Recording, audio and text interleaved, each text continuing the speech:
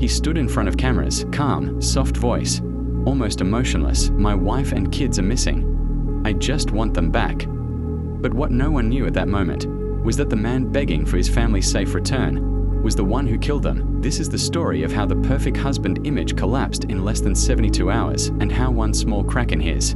August 2018, Frederick, Colorado. On social media, the Watts family looked perfect. Shannon Watts, energetic, active online, always posting family videos, 2 little girls, Bella and Celeste, a 3rd baby on the way. Chris appeared quiet, reserved, calm, but behind closed doors.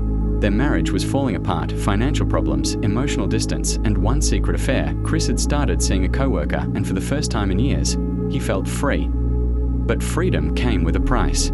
August the 13th, 2018, Shannon returned home around 2 a.m. after a business trip. She was 15 weeks pregnant. What happened inside their house between 2 o'clock and 5 a.m. would shock the nation. Chris later claimed they had an emotional conversation. He said she told him he would never see the kids again, but evidence tells a colder story. No signs of struggle downstairs, no forced entry, no screams heard. By morning, Shannon and the girls were gone. But here's the detail that disturbed investigators. Chris still went to work, like nothing happened.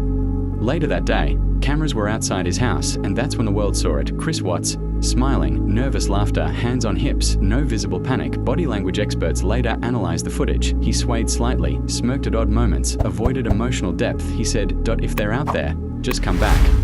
But viewers felt something was wrong, very wrong, and police felt it too. The turning point came during a polygraph test. An investigator looked him in the eye and said, "Chris, you did not pass." Silence, then denial, then a shift. He tried to blame Shannon. He claimed she hurt the children. He said he killed her in rage, but the timeline didn't match, the evidence didn't match, and soon, he broke, he confessed. The reality was darker than anyone imagined. He had strangled Shannon, then placed her body in his truck. His daughters were still alive in the backseat. For nearly an hour, they rode with their mother's body at their feet at his worksite, an oil field.